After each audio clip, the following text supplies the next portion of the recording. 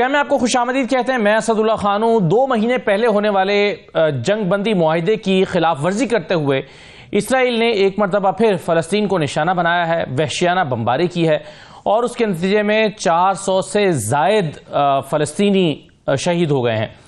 अब ये अक्टूबर 2023 के बाद एक दिन में शहीद होने वाले अफराद की सबसे बड़ी तादाद है। सवाल ये पैदा होता है कि वो जंगबंदी मुआहिदा जो 19 जनवरी को हुआ था उसे क्यों ब्रेक किया गया है। उसका पहला मरहला मुकम्मल हो भी गया, दूसरे मरहले की तरफ बढ़ती हुई दोनों जो फरीक हैं वो दिखाई दे भी रहे थे, लेकिन उसके बावजूद ये अचानक बमबारी शुरू हो गई। अमेरिका की हिमायत क्या इसराइल को हासिल है? इसराइल इस ये जो नया हमला है इसके नतीजे में क्या अज़ाइम रखता है और क्या हासिल करना चाहता है, और अब हालात मिडिल ईस्ट के किस तरफ जा रहे हैं, इन तमाम उमूर पे हम बात करेंगे। हमारे साथ एजाज चौधरी साहब मौजूद हैं, साबिक सेक्रेटरी खारजा। बहुत शुक्रिया एजाज चौधरी साहब, खुशामदीद। सर, आपके ख्याल में क्या वजूहात हैं जो जंगबंदी मुआहिदा हुआ था उसको क्यों तोड़ दिया गया? जी, इसराइल ये चाहता है और अमेरिका की मुकम्मल तौर पर उसको हमायत हासिल है कि हमास को मुकम्मल तौर पर ख़त्म कर दिया जाए। और अगर आपको याद हो तो जो अरबों ने जो प्लान दिया था उनको, अरब ममालिक ने, उसमें भी हमास को कोई रोल नहीं था। अब वो ये चाहते हैं कि हमास से अभी भी रेलेवेंट इसलिए क्योंकि हॉस्टेजेस सारे वहीं पे उनके पास और वो उनको रहा भी करवाना चाहते हैं, लेकिन साथ ही साथ वो हमास को इतना कमज़ोर करना चाहते हैं कि वो घुटने टेक दे और सारे हॉस्टेजेस भी इनको वापस करे। रिस्की है क्योंकि हमास ने जिस तरह कहा कि भाई आप एग्रीमेंट ही नहीं तोड़ रहे बल्कि आप उन तमाम हॉस्टेजेस की ज़िंदगी को भी ख़तरा लाहक कर रहे हैं। तो एक बेरहमी का सिलसिला है जिस तरीके से इसराइल बमबारी कर रहा है और अमेरिका उसको मुकम्मल हमायत दे रहा है। मेरे ख्याल में एक बड़ा ही तारीख बाब रकम हो रहा है सबकी आंखों के सामने और सबको नजर आ रहा है। लेकिन इसराइल का जो बड़ा मकसद है अभी तो एक तो यही मकसद है कि हमास को खत्म करना, बड़ा मकसद तो बहरहाल ग्रेटर इसराइल ही है, जिसमें अरबों के साथ साथ के जो आसपास के जो मुल्क हैं उनमें से कुछ टेरिटरीज लेकर और अपने खिलाफ कोई भी किसी किस्म की मज़ाहमत को मुकम्मल तौर पर ख़त्म करना, ये उसका बड़ा मकसद है, ये उसका एक हिस्सा है या उसकी एक कार्रवाई है। तो एजाज साहब, इसमें इसका मतलब तो ये हुआ कि फिर जो जंगबंदी मुआहिदा था वो महज एक बहाना था अपने कैदियों को छुड़ाने के लिए, ताकि हमास को मजबूर किया जा सके और एक बहाने से एक मुआहिदे के तहत उनके कैदी छोड़कर अपने रिहा करवा लिए जाएं।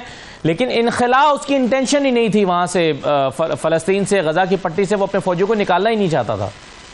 मेरा भी यही ख्याल है कि वो एक उनका बहाना था और हमास शायद इसलिए भी मान गया कि एक तरफ तो सारे अरब मुल्कों का भी उस पर दबाव था, दूसरे अपने उनके कैदी कहीं ज्यादा बड़ी तादाद में रहा हो रहे थे ना फ़लस्तीनी। इधर से इनके कैदी जाते थे, उधर से भी बहुत सारे कैदी आते थे। तो मेरा ख्याल है कि इसराइल का वही इरादा है कि ये किसी तरीके से ये मुकम्मल करें अपने सारे हॉस्टेजेस और उसके बाद फिर अपने उसी मकसद पे लौट आए, यानी हमास का मुकम्मल खात्मा और गाजा में जो बाकी रह जाए लोग वो एक कसम परसी की जिंदगी गुजारे और कोई मज़ाहमत ना कर सके। साहब, ये जो मुआहिदा हुआ था ये 3 मराहिल में मुकम्मल होना था। अब ये जो एक इसराइल और हमास के वफूद की कतर में मुलाकात हुई है जिसमें अमेरिका के जो special envoy to middle east हैं स्टीव विटकॉफ वो भी मौजूद थे। उन्होंने जो तजवीज़ दी है, क्या आपके ख्याल में वो हैरान कुन है, जिसमें वो ये कहते हैं कि पहले मरहले को वक्त जो है वो बढ़ा दिया जाए। हालांकि पहला मरहला मुकम्मल हो चुका है, लेकिन वो चाहते हैं कि पहले मरहले का वक्त बढ़ा दिया जाए, यानी कि कैदियों के तबादले पर ही मजीद गौर किया जाए या उसी को मजीद देखा जाए। जबकि दूसरे मरहले में जिसमें इसराइली फौजियों के इनखला की बात थी उसकी तरफ अमेरिका भी आना नहीं चाहता।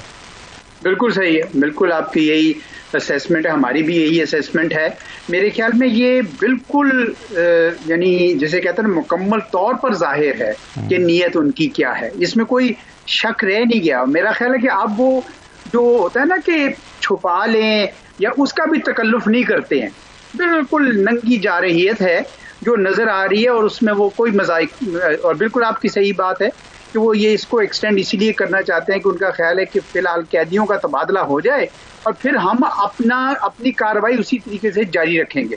और बदकिस्मती से हमास के पास भी कोई बहुत ज़्यादा कार्ड्स नहीं है, क्योंकि उनको किसी और अरब ममालिक की भी इतनी हमायत नहीं, बल्कि उनके अपने जो फ़लस्तीनी साथी हैं जो पैलेस्टीनियन अथॉरिटी में वेस्ट बैंक में वो भी उनकी मदद करने को मेरे नहीं ख्याल के कोई अहलियत या काबिलियत रखते हैं।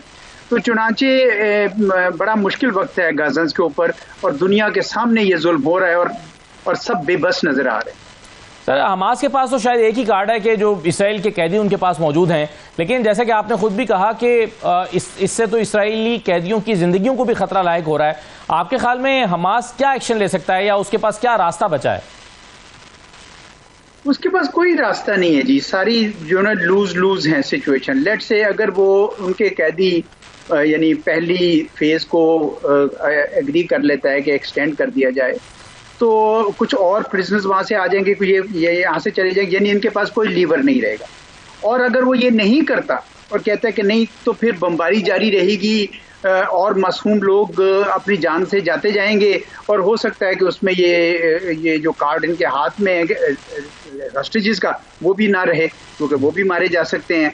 तो कोई बहुत ज्यादा उनके लिए ऐसी कोई जबरदस्त सूरत हाल नहीं है। एजाज साहब, यूरोपीय यूनियन इस सारे मामले में कहाँ खड़ा है? यूरोप को तो अपनी पड़ गई है जी, जब से यूक्रेन की मदद अमेरिका उसने मदद से हाथ उसने खींचा है और यूरोप को कहा है कि आप अपनी सिक्योरिटी पे काम कीजिए, तो उसके बाद से तो उनकी सारी तवज्जो इस बात पे हो गई है कि वो किस तरीके से अपना दिफाई बजट बढ़ाएं, क्योंकि एकदम से तो नहीं बढ़ता और ये तो वेलफेयर स्टेट्स बनी हुई थी और सारा दिफा इन्होंने नेटो पे छोड़ा हुआ था। अब उनको अपने उसकी पड़ गई है। वैसे वो चाहते रहे हैं कि भाई पीसफुल सोल्यूशन हो। उनमें से बहुत सारे ऐसे ममालिक हैं जिन्होंने इसराइल को कंडेम भी करना शुरू कर दिया था यूरोपीय ममालिक में, लेकिन बहरहाल उनकी हमदर्दियां ज्यादातर ममालिक की अभी भी इसराइल के साथ। एजाज साहब, जो फॉरेन पॉलिसी चीफ हैं यूरोपीय यूनियन की, उन्होंने कहा है कि एक तो जाहिर है उन्होंने इसराइल से तो कहा ही है कि ऑपरेशन को बंद करें, लेकिन साथ साथ वो हमास से कह रहे हैं कि इसराइली कैदी फौरी तौर पर रिहा करें। आपके ख्याल में ये एक तरह से तो इसराइल की तरफ झुकाव ही की तरफ इशारा नहीं करता कि बुनियादी तौर पर तो इससे इसराइल का पर्पस सर्व हो जाएगा और हमास को कुछ नहीं मिलेगा या फलस्तीनियों को कुछ नहीं मिलेगा? जी ऐसा ही है जी, बिल्कुल ऐसा ही है। और हमास के पास एक ही कार्ड है और क्या कार्ड है उनके पास। बल्कि अब तो बहुत सारे हमास के अंदर से भी आवाजें उठ रही हैं कि शायद अक्टूबर 7, 2023 का जो उनका अटैक था उन्होंने शायद इतना फेरोशियस रिस्पांस एक्सपेक्ट भी नहीं किया था। उनका ख्याल था कि इंटरनेशनल कम्युनिटी हमेशा की तरह आ जाएगी और मामला रुक जाएगा, लेकिन इस दफा रुक नहीं रहा। और क्योंकि दुनिया के तमाम ममालिक अपनी आपाधापी में हैं, उनको अपने अपने मसाइल हैं। डोनाल्ड ट्रंप ने एक ऐसा फसाद सा कायम कर दिया है पूरी दुनिया में, एक धर्म भरम हो गया जो आलमी निज़ाम था, तो उसकी वजह से सारे ममालिक अपना ही देख रहे हैं, अपना ही सोच रहे हैं और कोई उस तरह मदद नहीं करने को आ रहा। तो एजाज साहब, आपको क्या लगता है कि अब ये खुदा न खास्ता ये जंग एस्केलेट करेगी? क्योंकि खबर ये है कि इसराइल ने अपने 40,000 रिजर्व जो ट्रूप्स हैं उसको भी बॉर्डर पे बुला लिया और एक ज़मीनी हमले का भी खदशा है, तो जंग बढ़ती हुई नजर आ रही है आपको? जी बिल्कुल ऐसा ही नजर आ रहा है जी, जंग बिल्कुल बढ़ती हुई नजर आ रही है और इसमें बड़ा नुकसान होगा इंसानी जानों का भी और मेरे ख्याल में हमास का भी। तो इसमें सर जो बाकी फरीक थे, कतर और मिस्र और ज़ाहिर एक मुआहदे में उनका भी एक किरदार था, वो इस सारी सिचुएशन में क्या कर सकते हैं? वो भी बेबस है जी, क्या करें। यानी वो ज्यादा यही कह सकते हैं ना हमास को कि ठीक है आप कुछ कैदी रिहा करें, इसराइल को ये कह सकते हैं कि आप रोकें, लेकिन ये हल तो नहीं है। मसला तो वहीं का वहीं मौजूद है और वो ये है कि इसराइल ने उन पे इन ज़मीनों पे कब्जा किया हुआ है और उनको वो किसी किस्म के इख्तियारात जो उनके होते हैं बुनियादी गवर्नेंस को वो नहीं देना चाहता। तो वो मसला तो वहीं का वहीं है। जिस तरह मैंने कहा ना शुरू में आपसे कि ये ग्रेटर इजराइल वाला जो ऑब्जेक्टिव है इसको हम इग्नोर नहीं कर सकते। वो उन्होंने कई बार इसका बरमला इजहार किया है, इसलिए ये अरब ममालिक जो हैं वो भी मेरे ख्याल में इस पोजीशन में नहीं है कि वो दोनों फ्रीकों के ऊपर कोई उनका असर ज्यादा है, सिवाय इसके कि वो कहें कि ठीक है जी आप किसी तरीके से जंग बंदी की तरफ वापस आएं। सही है। तो एजाज साहब, अब जो इनखला का ऑर्डर किया इसराइल ने कि आप शुमाली और जुनूबी जो इलाके हैं वहाँ से आप इनखला करें और फिर बमबारी भी वो कर रहे हैं, तो क्या आपके ख्याल में ये हो जाएगा, ये इलाके फ़लस्तीनी खाली कर देंगे इसराइल के लिए, ख़ासतौर पर एक ऐसे हालात में जब हमास भी कमज़ोर हो रही है? मेरा नहीं ख्याल जी वो खाली करेंगे। क्योंकि उनके लिए वहां से निकल कर भी कोई मुस्तकबिल नहीं है। वो डोनाल्ड ट्रंप से जो कहते हैं ना कि भाई ये जिंदगी जीने के लायक नहीं है, आप बाहर जाएं, बाहर जाएंगे तो कोई मुल्क उनको वेलकम करने को तैयार नहीं है। कोई अरब ममालिक जो है उनमें से, हालांकि डोनाल्ड ट्रंप ने कहा कि सऊदी अरब ले ले, जॉर्डन ले ले, इजिप्ट ले ले, नेचुरली वो कोई भी नहीं लेना चाहता।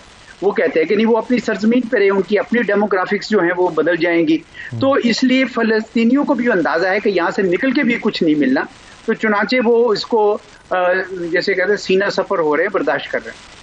सर वैसे तो शाम की फॉल के बाद हमने देखा कि एक्सेस ऑफ रेजिस्टेंस एक तरह से ब्रेक ही हो चुका है और ईरान भी बैकफुट पर जा चुका है, हिजबुल्लाह भी कमज़ोर हो गई है। लेकिन ये जो अंसारुल्लाह नामी तंजीम है यमन की, होथियों की नुमाइंदा तंजीम, क्या आपके ख्याल में ये कोई रेजिस्टेंस दे सकती है? इन्होंने दावा किया कि हमने हाइपरसोनिक मिसाइल से इसराइल के हवाई अड्डे को निशाना बनाया, क्या ये कोई रेजिस्टेंस शो कर सकते हैं? इतनी नहीं, स्पोरेडिक एफर्ट्स हैं, वो इतने तो वेल इक्विप्ड भी नहीं है कि वो बहुत ज्यादा। ठीक है, सऊदी अरब को उन्होंने मुश्किल में डाल दिया था क्योंकि सरहद मिलती थी, लेकिन इतनी दूर से वो इतना बड़ा ऑपरेशन नहीं कर सकते। आपने देखा है कि अब अमेरिका ने डायरेक्ट उन पर बमबारी इतनी ज्यादा शुरू कर दी है कि वो रेड सी में जो शिप्स के ऊपर अटैक करते थे वो भी रोकने की कोशिश कर रहे हैं। तो मेरा नहीं ख्याल कि हूतीज जो है इतना, ना ही ईरान के लिए मुमकिन हो सकेगा कि इतनी ज्यादा उनकी मदद करे। ईरान की अपनी भी इक्तिसादी हालात की भी जो मुश्किलात हैं, इसलिए ये हूतीज जो है इतना बड़ा खतरा नहीं होंगे, लेकिन बहरहाल कुछ ना कुछ तो वो रेजिस्टेंस करते रहेंगे। तो आपके ख्याल में सऊदी अरब मजम्मतें करने के अलावा कुछ और भी करने की इस वक्त पोजीशन में है, या वो फिर अपने कारोबारी मफादात को ही तरजीह देगा, या वो कोई रोल प्ले कर सकता है?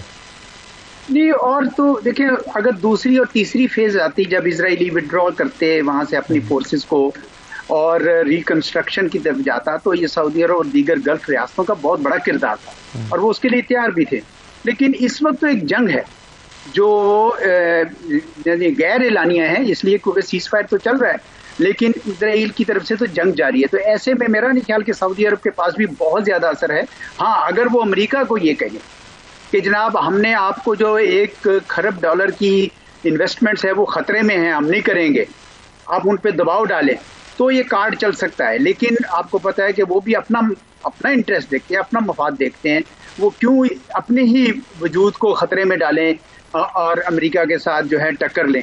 तो मेरा नहीं ख्याल कि सऊदी अरब के पास भी को बहुत ज्यादा ऑप्शन है। तो ऐसे में एजाज साहब आप फिर खित्ते का मुस्तकबिल क्या देखते हैं? हमने देखा कि जाहिर है बशारुल असद के बाद सूरत हाल बिल्कुल तब्दील है, ईरान कमज़ोर हुआ है, लेबनान कमज़ोर हुआ है, हिजबुल्लाह कमज़ोर हुई है, आप कह रहे हैं कि हूतियों को भी ज़्यादा उनसे उम्मीदें वाबस्ता नहीं की जा सकती, हमास मुसलसल कमज़ोर हो रही है। तो खित्ते का मुस्तकबिल आपको क्या नज़र आ रहा है? इंस्टेबिलिटी नज़र आ रही है जी, कंटिन्यूइंग अगले कई सालों तक। उसकी वजह यह है कि इन्होंने फलस्तीनियों को दबा तो लिया, लेकिन मसला तो हल नहीं है, वो तो वहीं पे बैठे हैं। बल्कि इसराइल की रियासत के अंदर भी बहुत सारे अरबी बाशिंदे रहते हैं। तो ये मसला तो उनके लिए हमेशा रहेगा और ये इंस्टेबिलिटी भी रहेगी। और अगर ये मामला जो है इन्होंने हल की तरफ ना लेके जाए तो ये ख़त्म तो नहीं हो जाएगा। ये मुझे तो इंस्टेबिलिटी नज़र आ रही है अगले काफ़ी अरसे तक। तो सर ऐसे में अमेरिका की तवज्जो जो है वो मुकम्मल तौर पर जाहिर है वो यूक्रेन वाले मामले पर भी हमने उनका मौक़िफ़ देख लिया है। अमेरिका की तरजीहात इस वक्त क्या हैं? अमेरिका तो इसराइल के साथ मुकम्मल तौर पर यकजहती कर रहा है, कोई उसमें उनको शक ही नहीं है, क्योंकि उनका यह ख्याल है कि मशरक़ वस्ता में उनका जो पॉलिसी है, उनकी पॉलिसी को चलाने के लिए इसराइल से बेहतर कोई मुल्क नहीं है। गल्फ कंट्रीज जो हैं वो वैसे ही उनके साथ हैं, इजिप्ट भी उनके साथ है, जॉर्डन भी उनके साथ है। तो वो तो इसराइल को कायम रखेंगे ता वक्त के ईरान की मुकम्मल तौर पर कुव्वत ख़त्म ना हो जाए। ईरान का जो एक्सेस ऑफ रेजिस्टेंस जिसे आप कह रहे थे वो तो पहले ही कमज़ोर पड़ चुका है। सीरिया में चेंज आ गई है, हिजबुल्लाह, हमास, ये सब। तो अभी वो ईरान के गिर्द घेरा तो तंग कर रहे हैं जंग में जाए बगैर। मेरा नहीं ख्याल कि अमेरिका जंग में जाना चाहता है, अगर चाहे इसराइल ये भी चाहता है कि ईरान के साथ भी जंग करे, और अगर उसने वो महाज खोल दिया तो ये इतना आसान नहीं होगा जितना गाजा का हो गया था, क्योंकि गाजा में तो वो मजबूर हैं, उनके पास कुछ भी नहीं है। वो ईरान तो एक बहुत बड़ा मुल्क है, उसकी बड़ी रेजिलियंस है। 8-10 साल की जंग उसने इराक के साथ की थी, 1 इंच भी उसकी टेरिटरी नहीं गई थी। तो ये मेरे ख्याल में एक बहुत बड़ा ब्लंडर हो सकता है इसराइल के लिए उस जंग में कूदना। अमेरिका नहीं जाना चाहता जंग में, ईरान भी नहीं जाना चाहता जंग में, लेकिन मुझे तो यही नजर आ रहा है कि कशमकश जारी रहेगी मशरिक़। सर, ईरान आपके ख्याल में रज़ा साहब सारे सूरत हाल को खामोशी से देख रहा है या उसके पास भी कोई रास्ता है या कार्ड्स हैं खेलने के लिए? नहीं, मेरे ख्याल में वो अपने जो चैनल्स हैं उनके जरिए वो कोशिश कर रहा है, क्योंकि पिछली जो अटैक हुआ था उनकी मिसाइल डेवलपमेंट फैसिलिटीज जरा कमजोर हो गई थी। मेरे ख्याल में वो डेवलप कर रहे होंगे, अपना न्यूक्लियर प्रोग्राम को उन्होंने एक्सपीडाइट किया होगा। रशिया के साथ, चाइना के साथ और दीगर प्लेयर्स के साथ वो अपना मेल जोल बढ़ा रहे हैं, उनके स्टेक्स अपने ईरान में बिल्ड कर रहे हैं, तो वो अपने आप को इस वक्त मजबूत कर रहे हैं। साफ बंदी नहीं जिस तरह पुराने जमाने में होती थी, तो ये इस वक्त सब बंदी का वक्त है उनकी तरफ से, जबकि ईरान नहीं, इजराइल नहीं चाहता कि ये सब बंदी मुकम्मल कर सकें और वो उन पर फौरी तौर पर कुछ ना कुछ हमला कह लें या इन्वॉल्व करना चाहता है जंग में। वो मेरा नहीं ख्याल कि ईरान इस वक्त उसमें पड़ेगा। जी एजाज साहब, आपकी मौजूदगी का फायदा उठाते हुए मैं रीजन को थोड़ा सा तब्दील करते हुए 2-3 सवाल उस पर भी करना चाहता हूं। पाकिस्तान इस वक्त दहशतगर्दी के मसले से निपट रहा है और उसमें पाकिस्तान का बराह रास्त इल्ज़ाम भारत के ऊपर भी है। अफगानिस्तान की सरजमीन इस्तेमाल होना भी पाकिस्तान का एक शिकवा है और पाकिस्तान जो है वो एक हार्ड स्टेट बनने की तरफ भी जा रहा है और पाकिस्तान समझता है कि हमें सॉफ्ट स्टेट से हार्ड स्टेट की तरफ जाना चाहिए और बहुत हो गया, दहशतगर्दी हो रही है, इसको बर्दाश्त नहीं किया जा सकता। और पाकिस्तान में ही कुछ पॉलिटिकल पार्टीज का नुक्ता नज़र अफगानिस्तान को डील करने के हवाले से मुख्तलिफ है। वो समझते हैं कि इसको ब्रादर हमसाया मुल्क के तौर पर डील करना चाहिए। आपके ख्याल में पाकिस्तान के पास बेहतर चॉइस क्या है? मेरा ये ख्याल है कि जो टेररिस्ट होते हैं उनके साथ नेगोशिएशन तो नहीं हो सकती, क्योंकि जब वो खून बहा रहे हों तो एक हार्ड अप्रोच, काइनेटिक अप्रोच तो चाहिए। लेकिन मैं अपने ज़ाती ख्याल ये है कि ये कॉम्प्रिहेंसिव अप्रोच होगी जिसमें आपको दूसरे मुहर्रकात का भी जायज़ा लेकर एक सियासी डायनामिक भी जारी रखना चाहिए। बलूचिस्तान में जो इस वक्त हो रहा है उसमें कुछ बलूचिस्तान के लोगों की महरूमियाँ भी हैं, या यूं कहिए कि इतने अरसे से जो वहाँ के सरदार थे जिन्होंने ये लेवीज बनाई हुई थी, उन्होंने अपने अवाम को डेवलप नहीं होने दिया, वो भी अब एक्सपोज हो गए हैं। वहाँ पे जो उनके आम लोग हैं और अब नौजवान बलोच उठ रहा है, वो अपने हकूक मांग रहा है, तो हमें कोई निज़ाम बनाना पड़ेगा सियासी तौर पर कि उनके हकूक को एड्रेस किया जाए। मैं बड़े अरसे से इस बात का हामी रहा हूँ कि ये जो रेवोल्यूशन ऑफ रिसोर्सेज है ये जाके प्रोविंशियल कैपिटल्स पे रुक गई है, इसको डिस्ट्रिक्ट्स और सब तहसील पे जाना चाहिए ताकि वहाँ लोगों को महसूस होगा कि हमारी डेवलपमेंट के लिए भी कोई काम हो रहा है। और मैंने खुद गवादर और इन इलाकों में जाके देखा तो मुझे महसूस हुआ कि वो सब कोयटा या इस्लामाबाद की तरफ देखते हैं और फिर उनको गिला भी होता है। ये चीज़ बाय द वे बाकी पाकिस्तान के बाकी इलाकों के लिए भी ज़रूरी है कि आप डिवॉल्व करें रिसोर्सेज को to grass root level. Grass root governance जो है अगर आप बेहतर कर सकें तो बहुत सारी जो महरूमियाँ हैं वो ख़त्म हो जाएंगी, क्योंकि वो प्रोपेगेंडा की शक्ल में है। एक और बड़ा अमल है बलूचिस्तान के रिसोर्सेज पे किसका हक है। बलूचिस्तान के जो रिसोर्सेज हैं मेरे ख्याल में उसकी स्कीम ऐसी होनी चाहिए, उसमें बलोच शहरियों का, सिर्फ सरदारों का नहीं, बलोचों का भी एक हिस्सा होना चाहिए, उनको भी उसके, तो एक सियासी अमल भी जारी रहना चाहिए। दूसरी तरफ है KPK में जो TTP के हैं, वो भी मैं समझता हूँ कि जो ट्राइबल एरियाज में जो आपके लोग हैं वो आपका दस्तो बाजू बन सकते हैं। वो अगर जगह ना दें तो TTP नहीं आ सकती है आपकी तरफ, इसलिए हमें उस तरफ भी काम करना चाहिए। तीसरा जो है वो है डिप्लोमेटिक, यानी जो ममालिक अपनी सरजमीन इस्तेमाल होने दे रहे हैं उनके साथ भी बैठ के डायलॉग करने की ज़रूरत है। उनको कई बार ये गिला होता है, जैसे ईरान को है कि उनके मुखालफीन हैं, जिस तरह वो जिंदुल्ला या जैशुल अदल वगैरह इधर बैठते हैं, हमें बैठ के उनके साथ भी डायलॉग करना चाहिए ताकि BLA उनकी सरजमीन इस्तेमाल न कर सके। इसी तरह जो तालिबान की जो हुकूमत है उनके साथ भी ये बात करनी चाहिए कि TTP इस्तेमाल कर रही है अपना, हम भी कोई इस तरह के काम करेंगे तो आपको अच्छा नहीं लगेगा। तो ये डिप्लोमेटिक फ्रंट पे भी काम करना होगा। इंडिया तो बहरहाल करता रहेगा क्योंकि इंडिया के साथ इस वक्त ताल्लुकात की नौयत ऐसी है, वो भी मेरे ख्याल में किसी न किसी स्टेज पे हमें शायद इस पे गौर करना चाहिए कि इन ताल्लुकात को कैसे करें, लेकिन उसकी कुंजी हमारे पास नहीं है क्योंकि हिंदुस्तान इस वक्त एक बड़े यानी उस किस्म के मूड में है, जारहियत के मूड में है। जी बिल्कुल सही है। आखिरी सवाल सर, हम ज़ाहिर है ये समझते हैं बलूचिस्तान के हवाले से कि वहाँ पर जो बड़ी पावर्स हैं उनके इंटरेस्ट हैं, इंडिया का इंटरेस्ट है, अमेरिका का इंटरेस्ट है, और वो वहाँ के एहसास महरूमी को हवा देकर अपने मफादात के हुसूल के लिए काम कर रहे हैं, असलहा देते हैं, ट्रेनिंग देते हैं और सीपैक के खिलाफ वाज़े तौर पर बयान देते हुए भी नज़र आते हैं और चाइना को डायरेक्टली थ्रेट कर रहे हैं। तो ऐसी सूरत में पाकिस्तान क्या चाइना, अमेरिका, इंडिया के साथ इस मामले पर बराह रास्त डील कर सकता है, या कोई रास्ता मौजूद है, या महज ये ऑपरेशंस के थ्रू ही आप उनकी प्रेजेंस को वहां खत्म करेंगे, या कोई सबूत मुहैया करके आप किसी फोरम पे ले जा सकते हैं? देखिए, सबसे पहला काम तो बहरहाल आपका अपना है, क्योंकि अब देखें ना 9/11 हुआ अमेरिका के अंदर, लेकिन क्या उन्होंने ऐसा बंदोबस्त नहीं किया ना कि आइंदा कभी 9/11 ना हो सके? क्या उन्होंने अपनी जो 4 जुलाई की इंडिपेंडेंस सेलिब्रेशंस रोक दी? क्या उन्होंने अपने पब्लिक इवेंट्स रोक दिए? नहीं, उनकी अपनी अथॉरिटीज ने कंट्रोल किया। तो पाकिस्तान का पहला काम तो बहरहाल हमारा अपना है।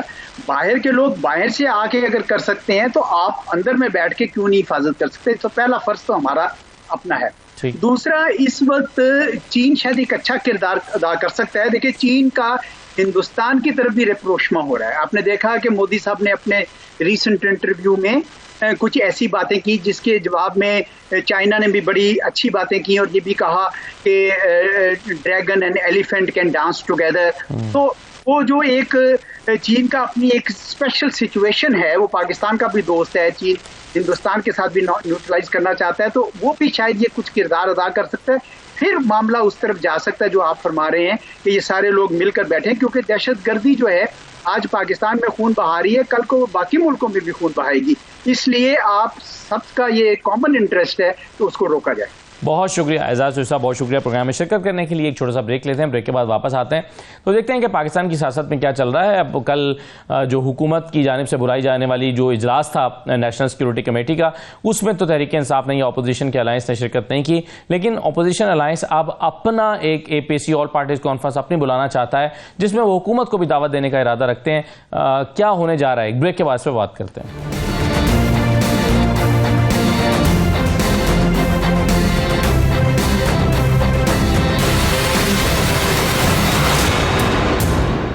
ब्रेक के बाद दोबारा आपको खुशामदीद कहते हैं।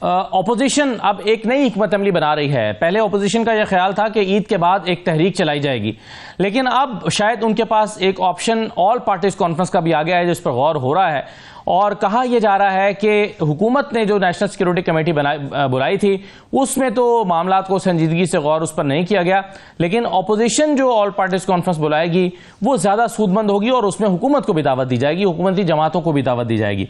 अब इसी मामले पर हम बात करते हैं। मेरे साथ आज के प्रोग्राम में नईम हैदर पंजोता साहब मौजूद हैं, पाकिस्तान तहरीक इंसाफ के रहनुमा। बहुत शुक्रिया पंजोता साहब, खुश आमदीद। रजा हारून साहब हमारे साथ मौजूद हैं, पाकिस्तान पीपल्स पार्टी के रहनुमा। रजा साहब, आपको भी खुश आमदीद। नईम हैदर साहब, पहले 2-3 महीने से हम ये सुन रहे हैं कि जी ईद के बाद कोई आपने तहरीक चलानी है और उसके लिए ऑपोजिशन का एक अलायंस बनेगा, उस अलायंस का प्लेटफॉर्म यूज किया जाएगा, उस प्लेटफॉर्म से आप ये तहरीक चलाएंगे। अब क्या उस ऑप्शन पर आप नहीं जा रहे, अलायंस बन नहीं रहा और आप एक ऑल पार्टीज कॉन्फ्रेंस बुलाने पर गौर कर रहे हैं? बहुत शुक्रिया असद भाई, आपने मौका दिया। देखें, पाकिस्तान में जिस तरह दहशतगर्दी जो है वो बढ़ रही है, आपने देखा कि जिस तरह जाफर एक्सप्रेस वाला साना हुआ, कल खान साहब से हमारी मुलाकात थी और खान साहब ने जाते ही बड़े दुख का इजहार किया, बड़े अफसोस का इजहार किया जाफर एक्सप्रेस के साने के ऊपर, और साथ ही उन्होंने ये कहा कि मुल्क में जो दहशतगर्दी बढ़ रही है मैं बहुत ज़्यादा रंजीदा हूँ। तो खान साहब का तो बड़ा मौक़िफ़ क्लियर है, वो कहते हैं कि बातचीत से मामलात का मसाइल का हल निकाला जा सकता है, जंगों से कभी भी मसाइल का हल नहीं निकलता। तो इस तरफ रखते हैं मौक़िफ़। और वो आपने देखा भी कि जब तहरीक इंसाफ की हुकूमत थी दहशतगर्दी कंट्रोल हो गई थी, ड्रोन भी रोके थे, क्योंकि डेफिनेटली अवाम का एतमाद आपको चाहिए। तो ये उनकी सीरियसनेस एतमाद, लेकिन अली मीन गंडापुर पर भी तो है ना जी, अवाम का एतमाद बैरिस्टर गौहर के ऊपर भी तो है, अवाम का एतमाद शेख वकास अकरम पर भी तो है, पार्टी की लीडरशिप तो मौजूद है ना जी। कल मुझे ये कह रहे थे कि 14 MNAs के नाम भिजवाए गए थे, तो क्या उनका दिमाग या उनके ऊपर एतमाद नहीं है? तो ऐसी बात बिल्कुल नहीं है कि उनका दिमाग नहीं है या उनके ऊपर एतमाद नहीं है, लेकिन पूरी कौम का एतमाद जो है वो इमरान खान के ऊपर है। अब जो नुमाइंदे वो आज पार्लियामेंट के अंदर गए हैं वो भी इमरान खान की वजह से गए हैं, इमरान खान का वोट है और इमरान खान वो है। लगता है कि आप जो ऑल पार्टीज कॉन्फ्रेंस करेंगे उसमें हुकूमत को बुलाएंगे तो हुकूमत उसमें आएगी? देखें, हुकूमत सीरियस ही नहीं है।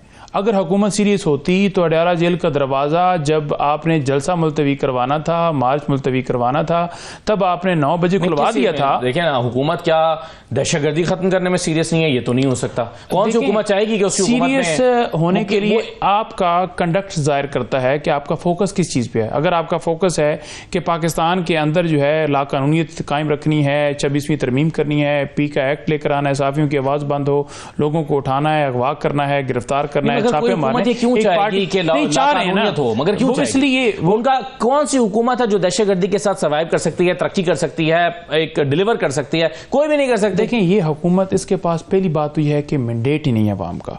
जब आपके पास मैंडेट नहीं है तो कम से कम आप अपना कंडक्ट इस तरह से शो करवाएं कि लगे कि आप सीरियस हैं। तो आप बुलाते, खान साहब को बुलाते, क्योंकि अवाम का तो जो वो बात करेंगे उसके पीछे कौम खड़ी होगी, क्योंकि कौम उनके साथ खड़ी है और 8 फरवरी को साबित हो गया। आप उनको माइनस करके आप समझते हैं कि आप किसी कोई मसले का हल निकालेंगे, तो मसाइल का हल ऐसे नहीं निकलता, क्योंकि जो भी आप डिसीजन लेंगे अवाम की सपोर्ट आपके साथ नहीं खड़ी होगी। जब तक इमरान खान साहब नहीं होंगे, अवाम का एतमाद असल है ना, तो डेफिनेटली जब अवाम का रज़ा हारून साहब से जरा जान लेते हैं। रज़ा साहब, ये एक कौमी सलामती कमेटी का इजलास हुआ और हमारे ख्याल में तो ये बड़ा मौसर था, इसमें बड़े अहम फैसले हुए हैं और एक कंसेंसस डेवलप करने की बात की गई है। लेकिन चूंकि अपोजिशन और अपोजिशन अलायंस और जो तमाम जमातें उसमें शामिल नहीं थी, अब वो समझते हैं कि एक ऑल पार्टीज कॉन्फ्रेंस बुलाएंगे ईद के बाद, जिसमें हुकूमत को भी शिरकत की दावत दी जाएगी और हुकूमती जमातों को भी, यानी पीपल्स पार्टी को भी। तो आपके ख्याल में हुकूमत और उनकी इत्तेहादी जमातों को इसमें जाना तो चाहिए? जी, मेरा कहना यह था कि 1.5 ईंट की मस्जिद अलग से बनानी है। जब यहाँ हुकूमत ने पार्लियामेंट की नेशनल सिक्योरिटी ने इजलास बुलाया तो वहां ना जाकर तफरीक का दिया। अब आप चाहते हैं कि 1.5 ईंट की अलग से मस्जिद बने और वो भी आपकी ख्वाहिश है। आप कह रहे हैं ईद के बाद करेंगे, यानी आपके ख्याल में 10-15 दिन तक जो है कोई दहशतगर्दी की कार्रवाई नहीं होगी। तीसरी बात ये, क्या मुझे जवाब देके बताएं कि जो हमारे तहरीक क्या है आई, क्या जब ये एपीसी बुलाएंगे उसमें खान साहब कहाँ से आएंगे? आएंगे, उसमें आ सकते हैं। बिल्कुल सही है।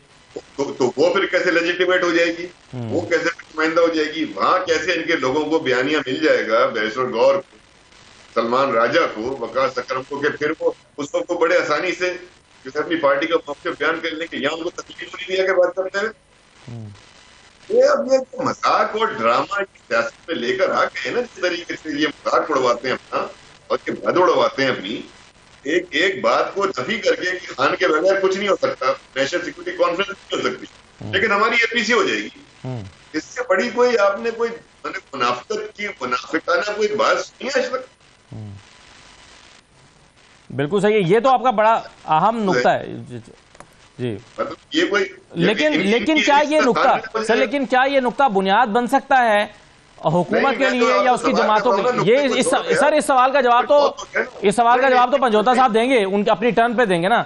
मेरा एक और सवाल, ज़िमनी सवाल ले लीजिएगा भाई। मेरे नेशनल इश्यूज के ऊपर, नेशनल इंटरेस्ट के ऊपर पार्टी इंटरेस्ट और पार्टी पर्सनल इंटरेस्ट मुकद्दम नहीं होता है। हाँ। ये सब हल्फ में लिखा हुआ है, जो कौमी मेंबरान के पार्लियामेंट को। बिल्कुल सही है।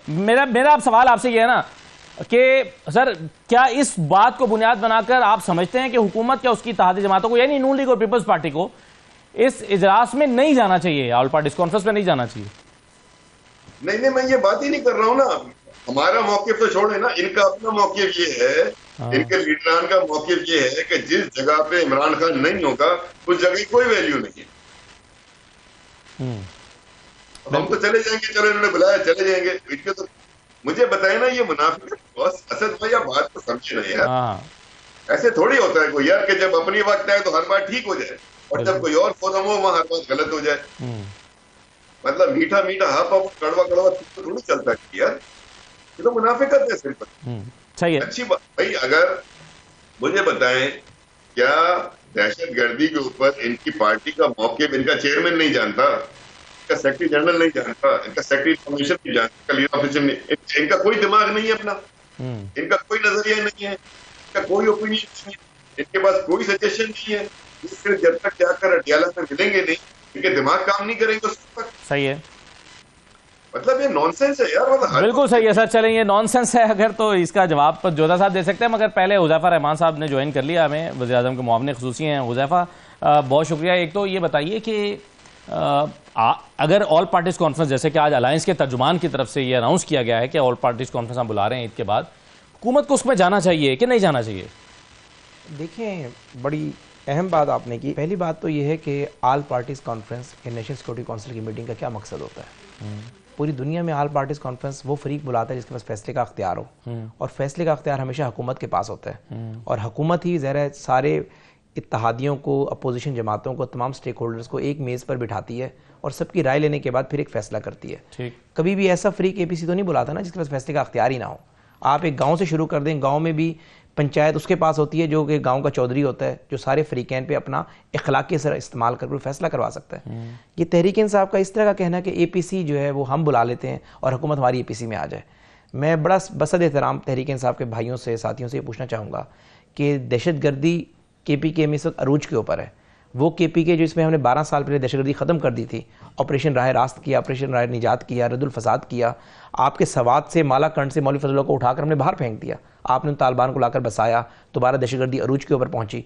क्या आपने KPK जो आपका अपना सूबा है, जहाँ के आप वज़ीर आला हैं, इसके ऊपर आपने कोई APC बुलाई है?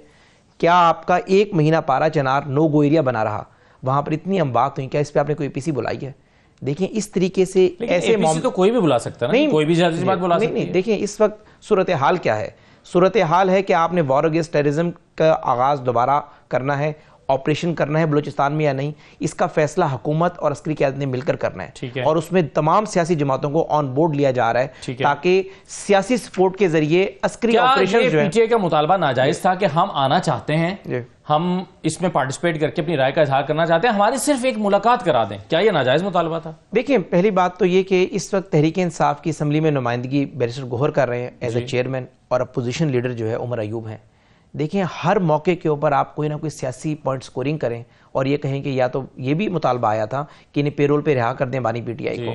मैं समझता हूँ कि ज़ाहिर है बानी PTI के जो भी उन पर इल्ज़ामात हैं और जिन केसेस में उन्हें सजाएं हुई हैं, अदालतों ने सजाएं दी हैं, अब उसको आप रिलेट कर दें, उसको देखें, आप इस बात से रिलेट कर दें कि हम कौमी सलामती की मीटिंग में और कौमी इत्तेहाद तब कायम होने देंगे जब बानी तहरीक इंसाफ को रिहा किया जाएगा या बानी तहरीक इंसाफ से हमारी मुलाकात कराई जाएगी।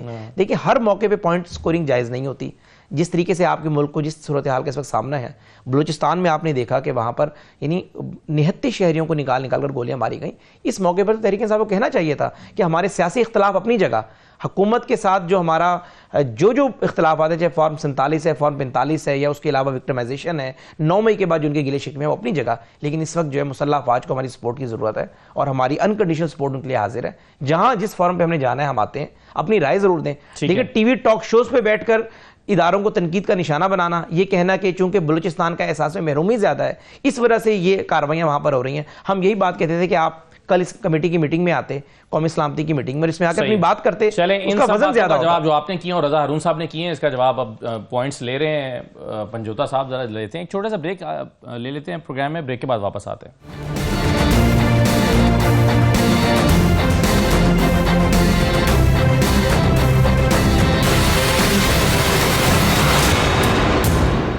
ब्रेक के बाद दोबारा खुशामदीद। नईम हैदर पंजोता साहब, बड़ा अहम नुक्ता रजा हारून साहब ने भी उठाया। उन्होंने कहा कि जी आपने कल इसलिए शिरकत नहीं की थी कि आप इमरान खान साहब से मुलाकात नहीं कर सके थे या आप उनके बगैर जो है वो शिरकत करना नहीं चाहते। अब जो ऑल पार्टीज आप कॉन्फ्रेंस करेंगे उसमें तो इमरान खान मौजूद नहीं होंगे, ये कैसे लेजिटिमाइज हो जाएगी और वो कैसे जो है वो उसमें आप शिरकत नहीं कर पाए थे?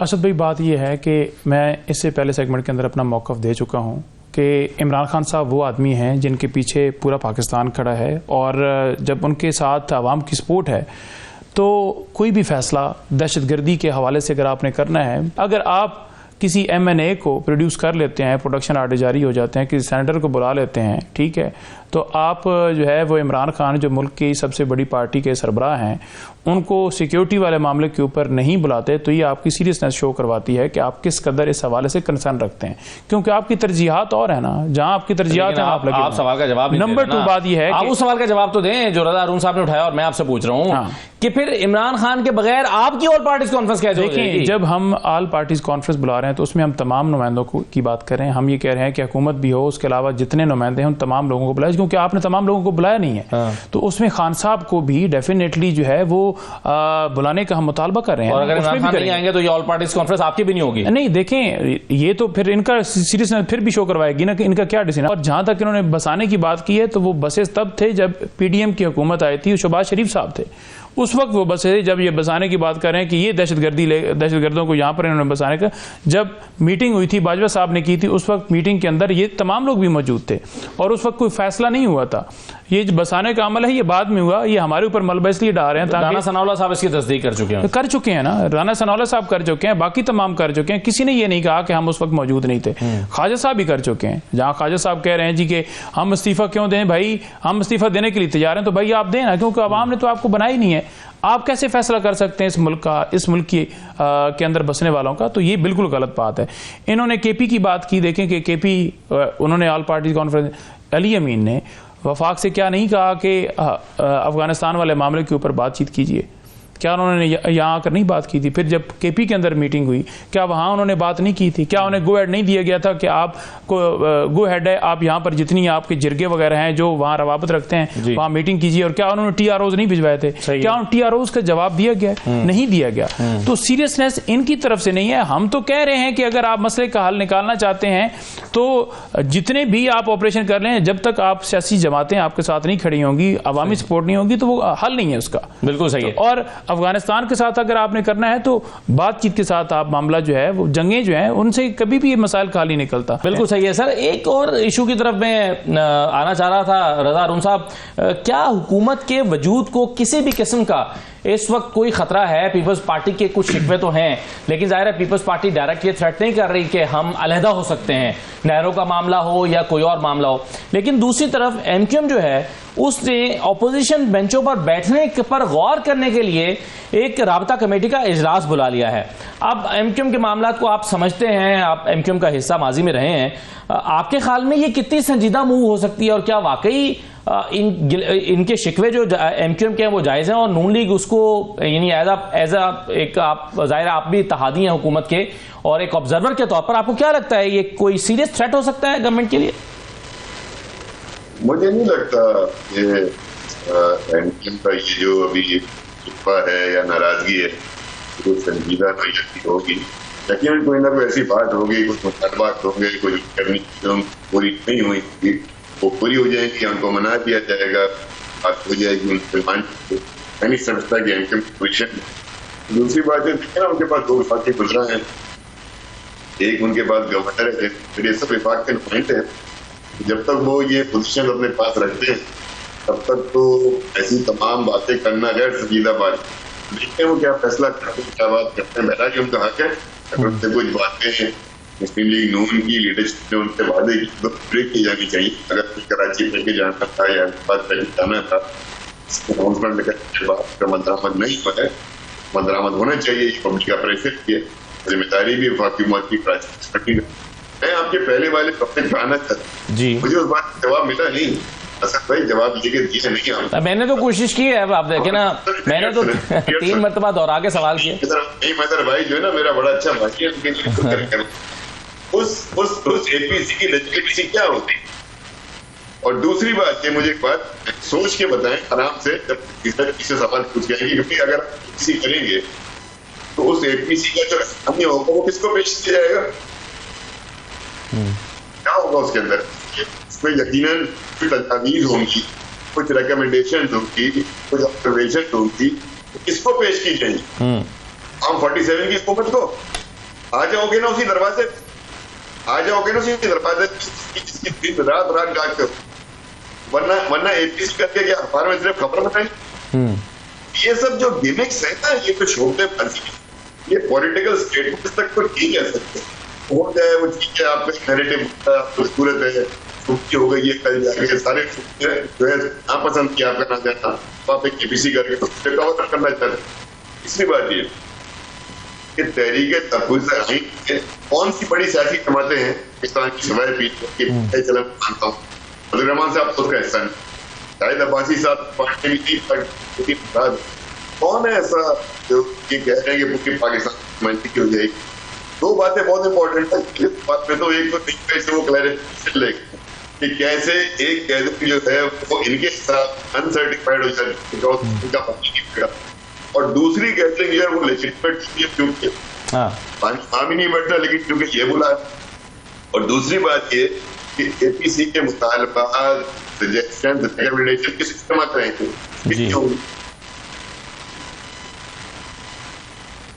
जी सही है, बिल्कुल सही है। जाफर साहब, ये जो भी एमक्यूएम की मैंने बात की, क्या मसाइल है एमक्यूएम के साथ हुकूमत के? यानी इतना संजीदा मामला कि राब्ता कमेटी का इजलास बुला लिया है अपोजिशन के बेंचों पर बैठने के लिए, क्यों हुकूमत राजी नहीं कर पा रही है, उनके शिकवे दूर नहीं कर पा रही? देखें जी, एमक्यूएम इस वक्त हमारी एक अहम इत्तेहादी है, और अभी आपने देखा कि कैबिनेट एक्सपेंशन में भी हमने स्पेशल एमक्यूएम को एक नुमाइंदगी दी। पहले भी उनके पास नुमाइंदगी थी बड़ी, और शायद यही उनकी नाराजगी की वजह हो कि हमसे पूछे बगैर मुस्तफा कमाल को आपने नुमाइंदगी दे दी है। बहरहाल ये भी तो हो सकती है। नहीं, ऐसी बात नहीं है। ये एमक्यूएम की रिकमेंडेशन के ऊपर ही मुस्तफा कमाल साहब को अकोमोडेट किया गया और ये वजारत दी गई।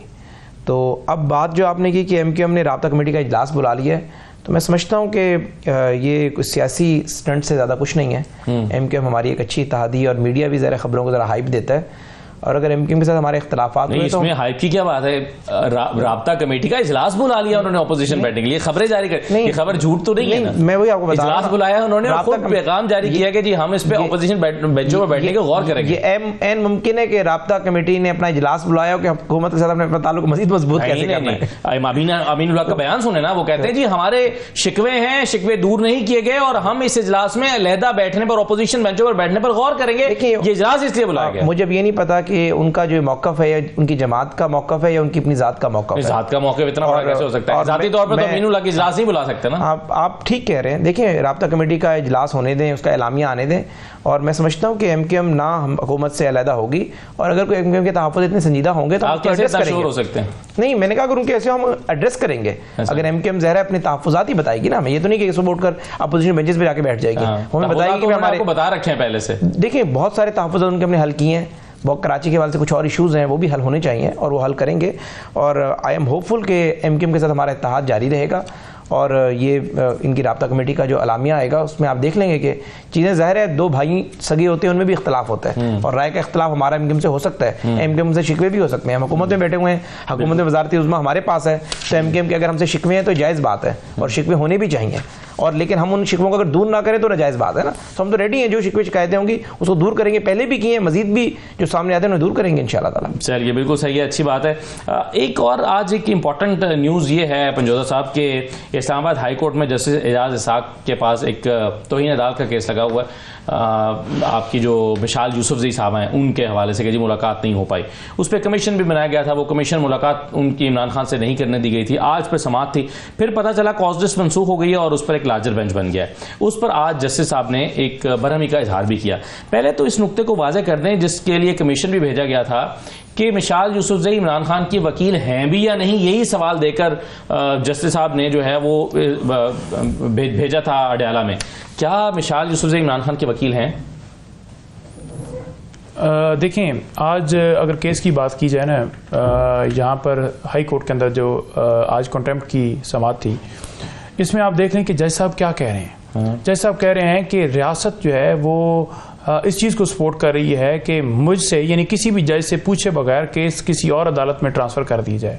जब समाअत यहाँ हुई है, और इससे अगर आप बैकग्राउंड पर जाएं तो यहाँ इस अदालत ने फैसला दिया, उस फैसले के ऊपर अमल नहीं हुआ। इसमें कंटेम्प्ट एक मैंने भी पटिशन दायर की थी, जो बाद में मैंने विड्रॉ की।